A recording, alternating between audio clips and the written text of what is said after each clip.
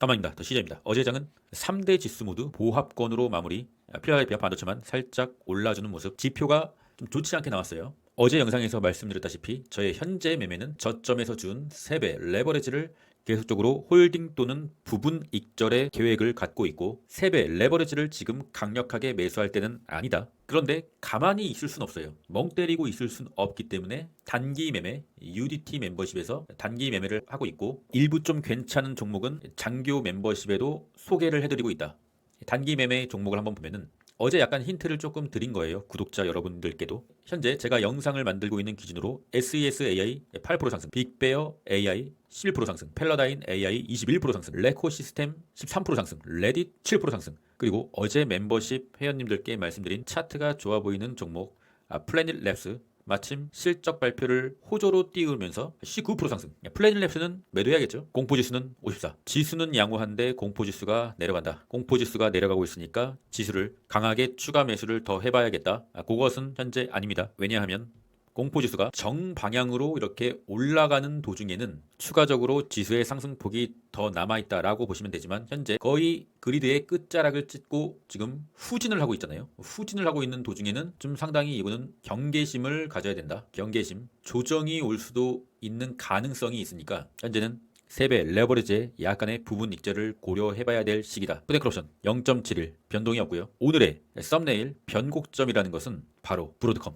오늘 장후에 브로드컴 실적이 발표가 되는데 개인적으로 브로드컴 실적이 좋을 거라고 생각합니다. 하지만 이미 주가가 너무 많이 올랐기 때문에 웬만큼 좋아서는 안 되겠죠. 시장의 기대치를 충족시켜 주려면 미친 듯이 좋아야 된다. 그런데 미친 듯이 서프라이즈가 아니라고 하면 시장은 대규모 차익 실현이 나올 수가 있는 거죠. 그래서 오늘 밤이 변곡점이라는 거죠. 그런데 실적이 진짜 좀 과하게 좋다. 그러면은 증시는 폭발할 것이다. 그런데 확률은 50대 50이잖아요. 주식은 50대 50의 확률에는 보수적으로 해야 된다. 보수적인 스탠스를 가져야만 이 주식 시장에서 오랫동안 살아남을 수가 있는 것이죠. 그리고 오늘의 일정은 유럽의 금리 결정, 예보는 2.0%. 금리 인하를 예상하고 있고요. 장후에 브로드컴 실적 발표, 나스닥 지수입니다. 말씀드렸죠. 나스닥이 추세는 좋으나 천장이 막혀 있다. 그 간격은 약 한 1% 부근에 여전히 위치해 있고요. 현재 아무리 나스닥이 올라도 당일로 봤을 때는 1% 이상 오르기가 쉽지가 않다. 그것이 천장이기 때문이다. 그러나 천장을 넘는다고 하면은 이것은 안드로메다의 영역, 안드로메다의 블랙홀의 영역이다. 이 영역에 들어온다고 하면은 세배 레버리지를 좀 더 강하게 부분 익절을 해야 된다. 과열에 따라 들어가서 산다고 하면 잠깐의 기쁨을 맛보겠지만 곧 슬픔을 맛보게 된다. 현재 뭐 그렇게 우려할 만한 차트의 상황은 아니고 5일선 위에 여전히 캔들이기 때문에 일단은 3배 레버리지의 경우만 말씀드리는 거예요. 부분 익절 또는 그냥 홀딩이다. TQ도 마찬가지고요. 검정색이 이제 TQ의 저항선 근처에 있기 때문에 약간의 부분 익절도 좀 필요한 시기가 오고 있다. 엔비디아 뭐 양호하고요. 그러나 이 고점을 뚫어주려고 한다고 하면 브로드컴에 도움이 필요하다. 엔비디아의 개별적인 호재는 없다. 테슬라.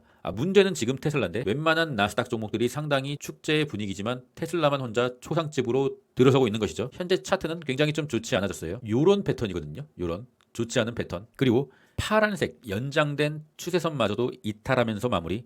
330달러 현재 깨진 상태고요. 깨서는 안 되는 330달러를 깨면서 단기 상승의 추세를 이탈했다. 그러면은 이제 이 갭라인을 매꾸러 가는지 살펴봐야 됩니다. 이 갭라인을 터치해서도 안 돼요. 그러면은 진짜 매꾸러 갈 수도 있다는 것이니까. 물론 이 갭라인이 지지선이 될 수는 있으나 지지선을 이탈한다. 그러면은 상당히 높은 확률로 300달러를 보러 갈 수도 있다. 하지만 300달러는 굉장히 강력한 지지선입니다. 201선이 위치하고 있기 때문에. 그리고 이 갭라인의 상단은 약 한 317달러 정도 될 수 있다. 그러니까 우리가 좀 베팅을 해봐야 될 시기는 현재 330달러 부근도 베팅을 해봐도 됐지만 조금은 더 기다렸다가 317달러 이 갭라인의 상단에서 한번 베팅을 해볼 수가 있다. 그리고 무너지면은 일단 손절. 단기 매매니까. 그리고 다시 300달러에서 기다리면 된다. 신규 매수자들은 이렇게 하시면 되겠고 문제는 보유자인데 보유자 중에서 단기 매매자들은 이미 매도의 타이밍을 놓친 거고요. 낮은 평단에서 잡은 분들은 버티기는 수밖에. 버티는 것이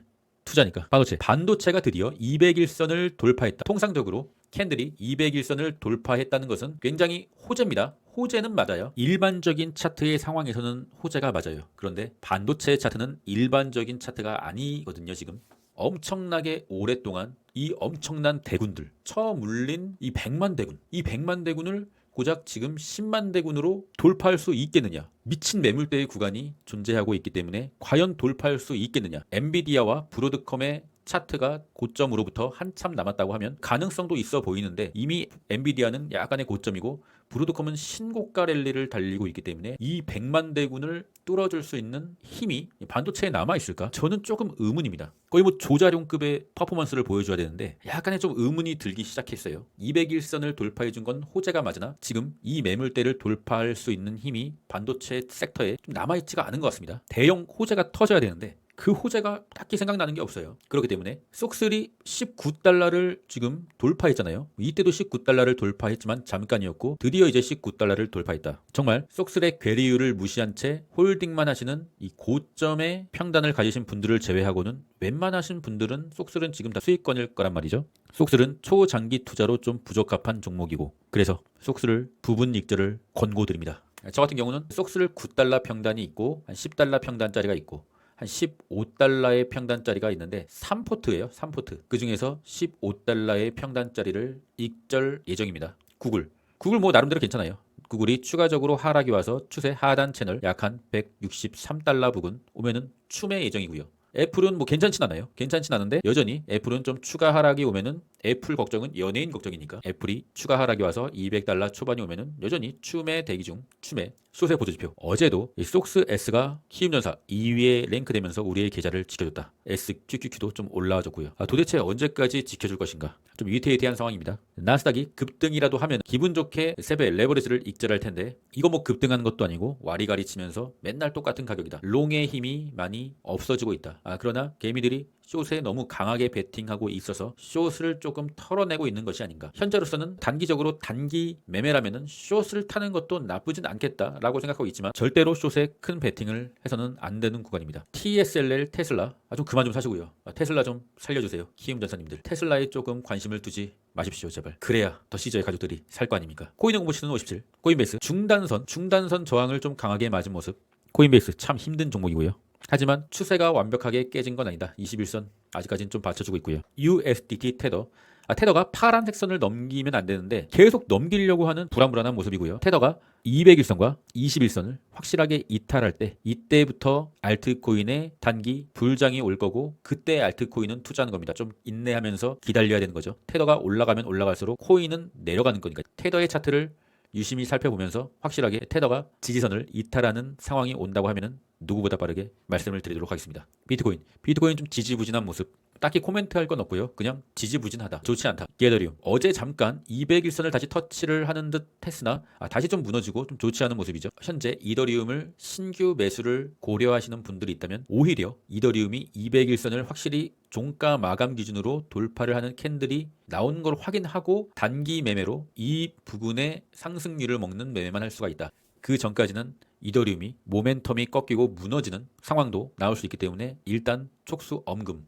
아직 방향을 결정하지 못하고 있다. 볼린저 밴드를 계속적으로 좁아지게 만들고 있으며 응축하고 있다. 그 방향이 결정되는 대로 따라가자. 더 CS 멤버십에 새롭게 후원 및 재가입해 주신 분들 상당히 감사드리고요. 수익은 시장이 주는 거라고 생각합니다. 유튜버 또는 개인이 그 종목을 올리는 건 아니잖아요. 수익은 시장이 주는 것이다. 그래서 언제나 깝죽거리지 말고 거만해지지 말고 시장 앞에 겸손해야 된다. 다만 그 시장이 주는 수익을 빨리 눈치채고 차트의 추세를 정확하게 확인하고 그것을 캐치할 수 있어야 주식 유튜브를 할 수 있다고 생각합니다. 가능하면 빠르게 캐치해야겠죠.